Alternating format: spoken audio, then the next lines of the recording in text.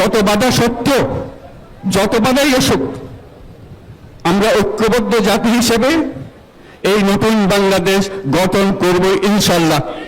আজকে বাংলাদেশের প্রতিটি গ্রামে, প্রতিটি বাজারে,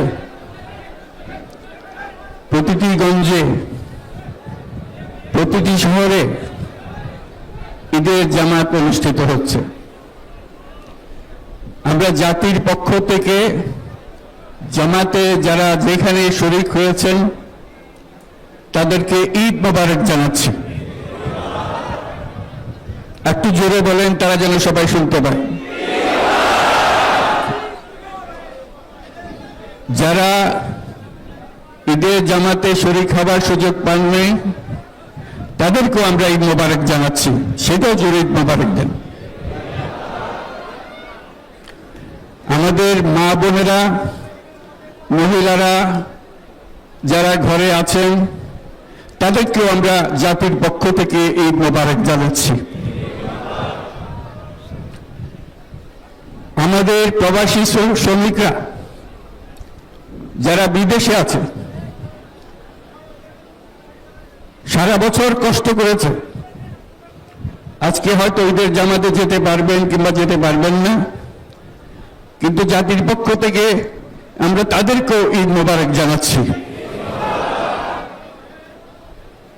যারা বাংলাদেশিরা আছেন পৃথিবীর বিভিন্ন দেশে, জাতির পক্ষ থেকে তাদেরকে আমরা বলে যাইনি, তাদেরকেও আমরা ঈদ মোবারক জানাচ্ছি। যারা হাসপাতালে আছে, রোগী বিভিন্ন কারণে ঈদের জামাতে যেতে পারেন নাই, তাদেরকেও ঈদ মোবারক জানালাম। ঈদ দূরত্ব ঘুচানোর দিন, নৈকট্যের দিন, ভালোবাসার দিন। আজকে সেই দিনটা আমরা যেন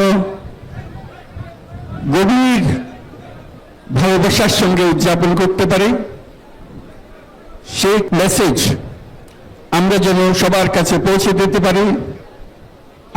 আজকে একটা অটুট ঐক্য গড়ে তোলার দিন, এবং আমরা স্থায়ীভাবে ঐক্য গড়ে তুলতে চাই। ঈদের জামাতের এটাই আমাদের কামনা। আজকে মোনাজাত হবে, মোনাজাতে আমরা অবশ্যই যেন স্মরণ করি, আল্লাহর কাছে প্রার্থনা করি আমাদের এই নতুন বাংলাদেশ গড়ার যারা সুযোগ দিয়েছে, যে বীর সন্তানরা আত্মাহুতি দিয়েছে, আল্লাহ যেন তাদের রূহের মাগফিরাত দেন, তাদের শান্তি দেন।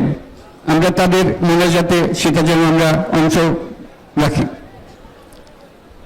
আর মোনাজাতে যারা আহত হয়েছেন, যারা স্বাভাবিক জীবন থেকে বিচ্যুত হয়ে গেছে,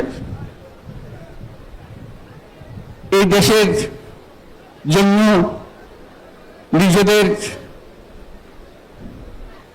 স্বাভাবিক জীবন ত্যাগ করতে যারা বাধ্য হয়েছে, তাদের স্বাভাবিক জীবন যাপনের ক্ষমতা দেওয়ার জন্য, রোগমুক্তির জন্য আল্লাহর কাছে যেন আমরা প্রার্থনা করি।